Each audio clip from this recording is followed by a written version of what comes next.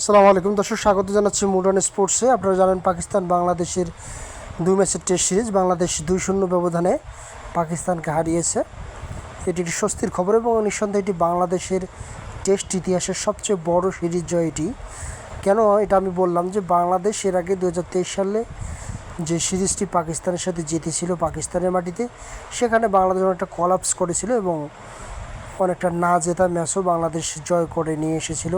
লিটন মিরাজের অনবদ্য এক পারফরমেন্স ছিল।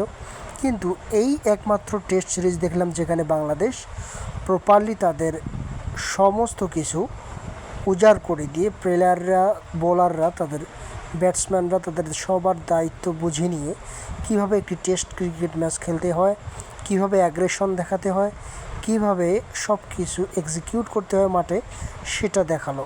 বাংলাদেশ ক্রিকেট এর আগে কত ভালো ক্রিকেট খেলেছিল কিংবা কত খারাপ ক্রিকেট খেলেছিল তা সব ভুলে যান। পাকিস্তানের সাথে এই সিরিজটি নিঃসন্দেহে বাংলাদেশ ক্রিকেটের জন্য খুবই গৌরবময় একটি অধ্যায়।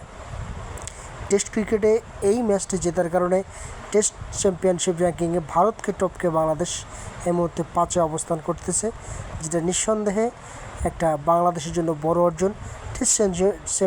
টেস্ট চ্যাম্পিয়নশিপ শেষে বাংলাদেশ কোথায় থাকবে, কোন অবস্থানে থাকবে সেটা মুখ্য বিষয় নয়।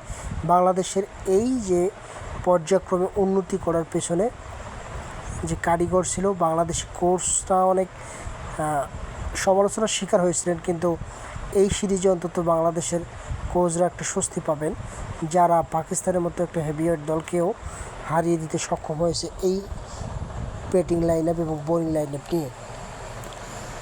আগামী মাসের 9 তারিখ অস্ট্রেলিয়ার সাথে সিরিজ হবে, ওয়ানডে সিরিজ। তার আগে এই টেস্ট সিরিজ বাংলাদেশকে একটা লাকি চার্ম দেবে অবশ্যই।